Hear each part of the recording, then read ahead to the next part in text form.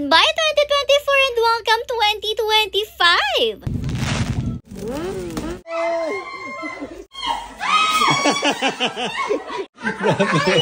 Hello Pack members! Welcome back to Husky Pack TV Vlogs! For today's video, gaya nga ng pangako ko sa inyo, ay ipapakita ko sa inyo kung ano ba ang nanganap dito ngayong New Year or ang pagsalubong sa bagong taon. Same but different every year. Ganito ang ginagawa ni Mother. Syempre, meron tayong mga pampaswerte at hindi pwedeng kalimutan yung mga nakasabit-sabit na pera na yan sa tubo ng niyo. Bukod doon, syempre, ang ating mga bilog-bilog na prutas at mga kung anik-anik na gold coins. Alam nyo naman na yung mga pampaswerte natin every year. Pero ang hindi pwedeng mawala talagang usong-uso ay ang prosperity bowl. Habang gumagawa nga dyan ng mga pampaswerte si Mother, si Tito naman nag-uumpisa ng mag-marinade kasi nga for this New Year naisipan namin na mag-ihaw-ihaw o diba mauuna na kaming magpauso kaysa sa mga paputo. Si Mother naman pinperfect nga na yung mga pampaswerte niya dito at kaya nagbilang pa nga siya dyan ng panlagay sa ating prosperity bowl nang biglang maubusan na ng bigas. At eto na nga for dasali na rin sila ng bigas at etong bigas nga pala na sinasali na rin ito, eto rin yung galing Mindoro o diba imagine nyo hindi na kami bumili ng bigas, talagang bigay na lang yan. Kaya naman thank you po talaga sa mga palagi nagbibigay sa amin ng Gasby o diba at least ngayong bagong taon ay fresh din ang bigas natin at huwag kayo, kailangan rin guys kapag bagong taon ay punong-puno po ang lagay nyo ng bigas. Isa din po yan sa mga kailangan yung i-check, yung mga asin nyo, kailangan puno, pati na rin yung mga bigas para sure na buong taon ay puno kayo talaga ng blessings. Anyways, ito na nga yung mga na-marinade at yung niihaw natin later at syempre meron na rin nga dyang pakaldereta. Si Tito na nga muna yung nag-aasikaso niyan dahil si Mother hindi pa rin talaga tapos sa ginagawa niya kasi sabi ko nga sa inyo, pina-perfect niya talaga yan at kinukumpleto niya yan. Sa dami pa naman yung pinagagagawa. Nasa pahuling part na rin naman kasi siya which is eto nga pong ating prosperity bowl at ayun na yung mga ingredients. Ay, ingredients? Ano yung lulutuin?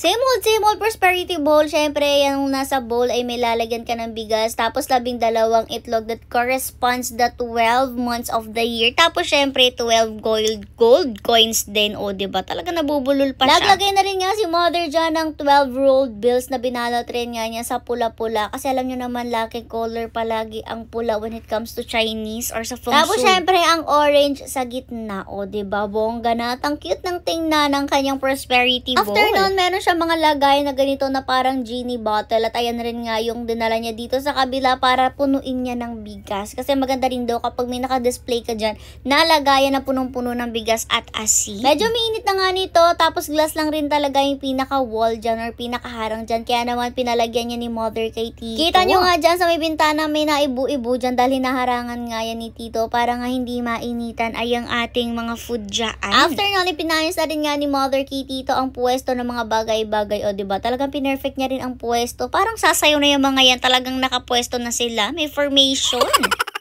At ayun na nga, finally na kumpleto na rin nga nila yan. Pero Diyos ko, sobrang dami pang gawain ni Mother ngayon kasi talagang all in sila ngayong New Year at talagang medyo kinulang na rin sa oras. Dito nyo nga makikita medyo kinulang sa oras kasi tingnan nyo naman talagang ang mga pangregalo niya ay hindi pa rin nakabalo. Siguro ang nagtataka kayo bakit may panregalo pa New Year na kasi nga hindi dito nag-Christmas si Mother kaya naman ngayong New Year ay ngayon kami magbibigay ng regalo at pati na rin nga exchange gift. Kaya naman ngayon pa lang rin talaga magbabalot si Mother ng regalo kasi talagang sobrang nabisi siya sa paghahanda at sa syempre sa mga bagay-bagay. Buti na lang rin magaling magbalot si Mother. Talagang batikan siya dyan kasi alam nyo ba, nag-gift wrap din yan sa mga gift wrapping section noon at hindi lang basta magaling magbalot yan guys, mabilis rin siyang magbalot. Kaya naman kahit saan damakmak yung mga regalo na to ay natapos rin naman niya on time at meron pa nga siyang ibang oras para gumawa na iba pa mga bagay. O diba nakahanda na yung mga pang regalo dyan later sa exchange gift at syempre mapapanood niya rin yan dito. After niya sa mga regalo syempre hugas naman na ng kamay kasi balik na siya sa food dahil nga kailangan pang gumawa ng mga pagkain at habang ito si Tito Bobby dahil tapos na siya sa ginagawa niya, naglinis naman siya ng mga sasakyan. Ay naku, kung alam nyo lang hanggang gabi ay naglilinis si Tito Bobby ng cars kasi 3 sasakyan po ang nililinis niya o diba naging car wash boy bongga. Ayaw na kasi niya na mag-New Year na madumi ang mga sasakyan habang itong si Mother o ayan hiyang-hiya kasi binibidyohan ko siya kasi naman pinapatay na niya yung camera kapag ngangatain na niya yung pinakabuto ng mangga. Sabi ko nga ipakita sa inyo ang reality, ang ganda-ganda ng kanyang paghahati-hati pero yung buto lalafangin niya din. Anyways, fast forward na tayo to New Year's Eve. Haya nakahanda na lahat lahat ng mga lalafangin natin. At sa totoo lang, hindi to karamihan, pero perfect lang para sa ating small family. Siguro nga mga 15 minutes before New Year's Eve or before countdown tayo lumabas para maghanda ng lahat ng mga kailangang ihanda, which is mga sasakyan, binuhay na yan, at pati na rin nga yung mga paputok. Kung di nga ako nagkakamali, nasa 6 yung mga motor na yun or 7, hindi ko na rin talaga nabilang ng ayos. Tapos meron nga tayong 3 sasakyan, si McQueen, si Panda, at pati na rin nga si Expander. Lahat nga ng sasakyan natin, kailangan buhay at kailangan taingayin din yan for New Year. Yan talaga yung naging tradisyon na natin.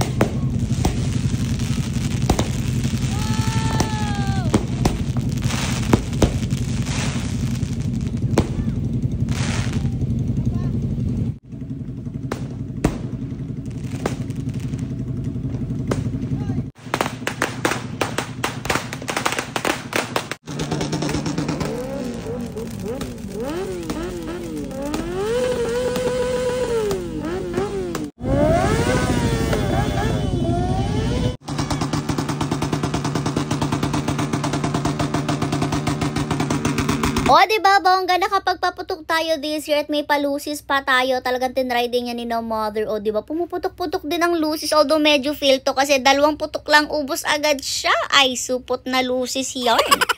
Anyways, after nga po ng mga paputukan at paingayin, pumasok na rin tayo sa loob para gawin ng mga bagay-bagay. At ayan na nga sinasabi ko dyan dahil excited na kami sa ipapanabog na pera ni mother kasi every year ganyan ang ginagawa niya. Come inside. I have a gift for you.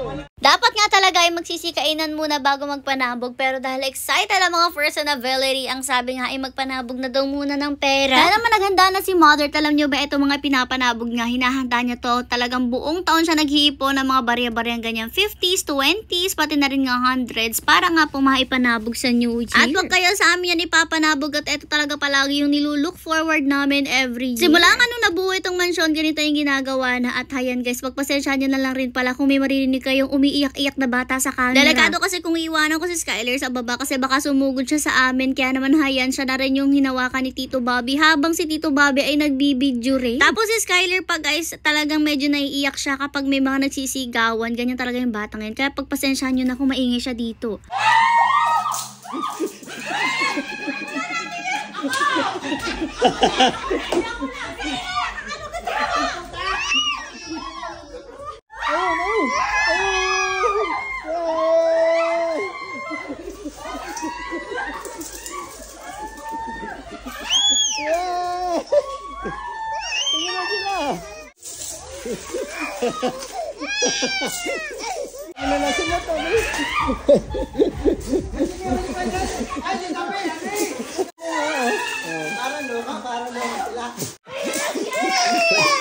Baliktad sa taas, balik.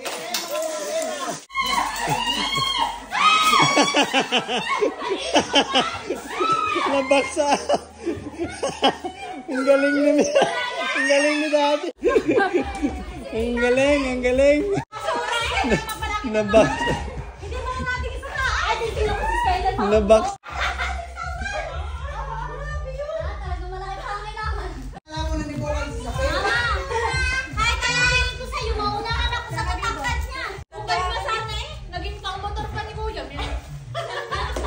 At ayan na nga ang mga mukhang pera, talagang pagkatapos ng sabugan ay nagsiupuan na para bilangin na kung magkano ang mga nakuha, at grabe ang lalaki rin ang mga nakuha namin. Kung di nga nakakapagkamali ay each of us nakakuha nga po ng tig 7,000 to 8,000 pesos, at lahat mga bills pa lang yun, hindi pa kasama yung sandamakmak na barya na puro 20s at 10 pesos. Anyways, after na sabugan, mga nagutom na, kaya naman kumain na muna kami at sunod na doon ang aming exchange gift. Nabunot ko ay. Nakaya. Bunot ko ay bundat.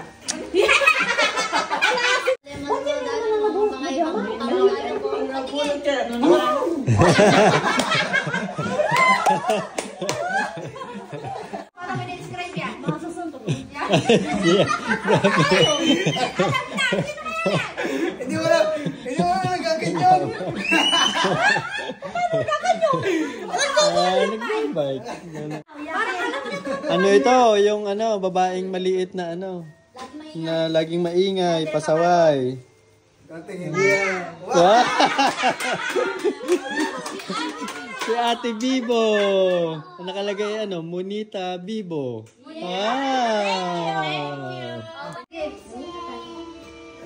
Pogi. Pogi. Wow! Nabunot ni Skylar ay, magtakot kayo dito!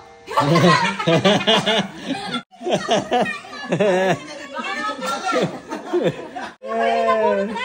Dinagpo ka sa akin. Si Kumarites. Nabunot ko ay. Wow! Wow! Hindi na daw sa lamig ko.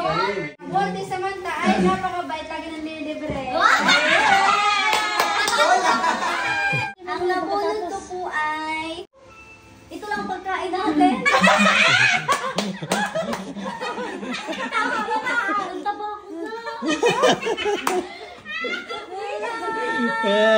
After nga nabigyan naman na kami ng mga regalo for each other kasi palagi kami may regalo para sa isa't isa. Inasar pa nga ni mother itong si Sofia kasi cash ang request niya, kaya naman ang nilagay niya dito ay bawas na pagkain dyan sa gift. Pero wag kayo, may cash yung laman. Eto nga pala ginagawa namin, tradisyon na talaga to ng family namin every year. Oh, sa pogi na naman ito.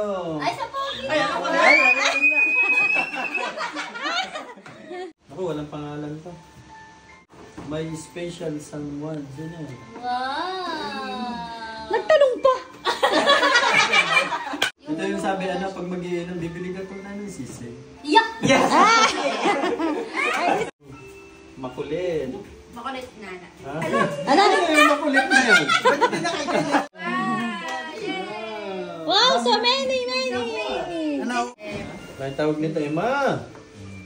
Yan, pagka may kailangan pagka inuutosan, wait, sabi ni Ibon. Nagiging Idyo man. Ay, natutulog na. Ayan, ako natutulog na. Wow! Skylar ulit. Akala ko yung akin. Dun sa pinakambata.